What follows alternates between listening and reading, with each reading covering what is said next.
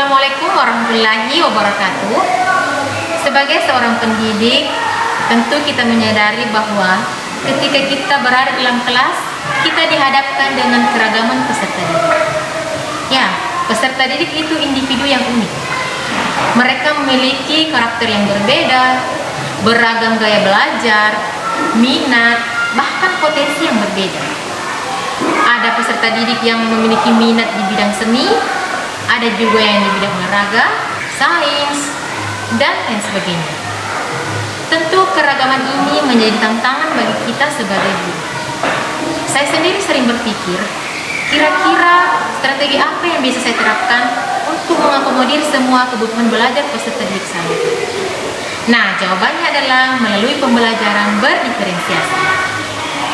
Melalui pembelajaran berdiferensiasi, peserta didik dapat memahami materi pelajaran sesuai dengan gaya belajar, sesuai dengan minat, sesuai dengan kemampuan, dan sesuai dengan potensi yang dimiliki. Saya Marwati SPD dari SD Impres Lelumpang, Kabupaten Pasangkayu, Provinsi Sulawesi Barat. Berikut praktik baik yang saya lakukan dalam menerapkan pembelajaran berdiferensiasi dengan strategi bermain Hopper, kocok pertanyaan. Melalui strategi ini diharapkan siswa memperoleh pengalaman belajar yang bermakna dan mereka merasa bahagia dalam proses belajarnya karena sesuai dengan kebutuhannya. Sebelum pembelajaran dimulai, saya menyambut siswa di depan kelas untuk menjalin kedekatan dan memberikan teladan kepada mereka tentang bagaimana berlaku santun saat bertemu dengan guru atau orang lain. Assalamualaikum warahmatullahi wabarakatuh. Pembelajaran dimulai dengan salam, menanyakan kabar siswa, dan aktivitas apa saja yang mereka lakukan sebelum berada dalam kelas. Saya menuntun mereka berdoa bersama dan dilanjutkan dengan mengecek kehadiran siswa. Agar pembelajaran berjalan dengan baik, saya mengingatkan mereka pada kesepakatan kelas yang telah disepakati bersama. Hal ini dimaksudkan untuk melatih anak menjaga komitmen dan tanggung jawab. Ya, saling menghormati. Apa lagi? Ya, tolong menolong apa lagi? Ya, itu menjaga kebersihan. Selanjutnya, saya melakukan ice breaking bersama siswa untuk mencairkan suasana agar tidak kaku, sehingga suasana menjadi nyaman yang mampu meningkatkan motivasi peserta didik untuk mengikuti kegiatan selanjutnya.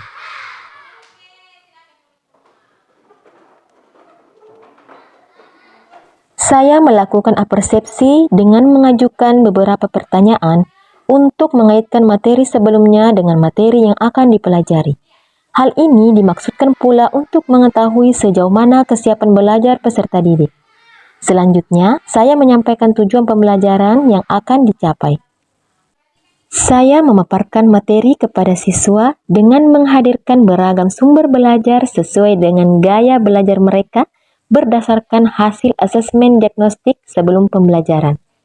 Untuk siswa yang memiliki gaya belajar visual dan audio, saya memberikan gambar-gambar dan memutarkan video yang terkait dengan pembelajaran. Saya juga menghadirkan media konkret untuk memberikan kesempatan kepada peserta didik agar dapat mempelajari materi dalam situasi nyata.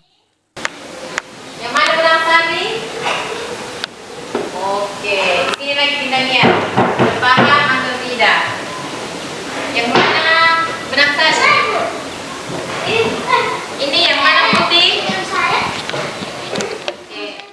Untuk siswa dengan gaya belajar kinestetik, saya mengajak mereka mengamati bagian-bagian bunga pada tanaman berbunga yang ada di lingkungan sekolah.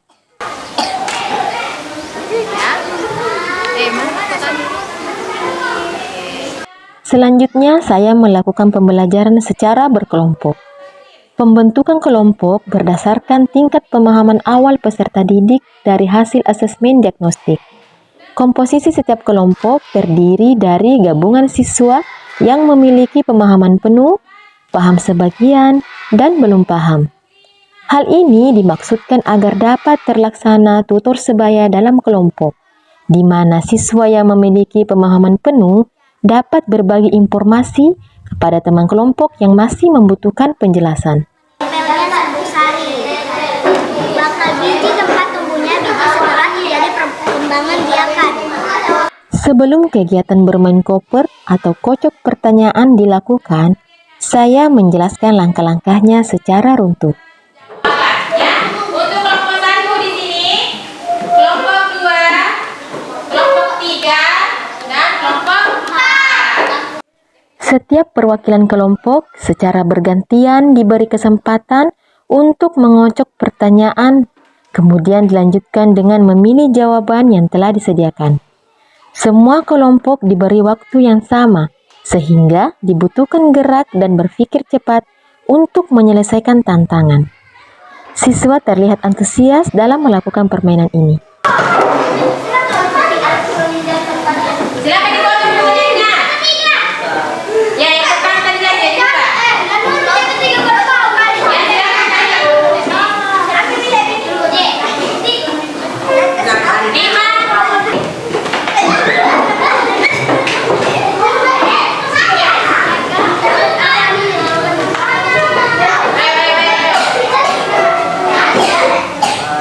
Jawaban dan pertanyaan yang telah dipilih kemudian ditempelkan pada kertas yang telah disediakan.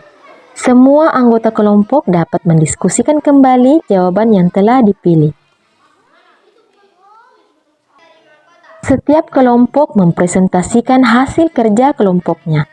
Kelompok lain boleh memberikan tanggapan atau pertanyaan. Selanjutnya, siswa diberi tugas untuk mengetahui sejauh mana pencapaian tujuan pembelajaran dan menjadi acuan dalam merancang pembelajaran selanjutnya. Siswa dapat menyelesaikan tugas sesuai dengan kemampuan dan apa yang mereka senangi, seperti gambar, tulisan, ataupun komik. Siswa terlihat antusias dalam menyelesaikan tugas karena sesuai dengan apa yang mereka senangi. Sebagai tahap akhir pembelajaran, saya melakukan refleksi dengan mengarahkan siswa untuk menyimpulkan materi pembelajaran. Selanjutnya, saya memberikan beberapa pertanyaan. Hal ini dimaksudkan untuk mengetahui bagaimana perasaan siswa, apa manfaat materi yang telah dipelajari, dan hal apa yang mereka ingin ketahui lebih jauh terkait materi pembelajaran. Bagaimana tadi perasaan kejadian setelah belajar? Saya senang karena kita belajar sambil bermain. Terus kita disuruh memilih apa yang kita sukai. Saya suka menggambar, jadi saya membuat komik. Jadi perasaannya senang ya. Jadi bagaimana tadi perasaannya setelah belajar? Senang karena kita tadi belajar kelompok sambil terus bermain. Saya Tadi buat tugas dalam bentuk apa? Komik juga, karena Radit suka menggambar. Demikian praktik baik yang telah saya lakukan dengan menerapkan pembelajaran diferensiasi melalui strategi bermain koper. Mudah-mudahan bisa menginspirasi rekan-rekan sejawat sekalian untuk senantiasa berinovasi dalam meningkatkan kualitas pendidikan. Terima kasih. Assalamualaikum warahmatullahi wabarakatuh.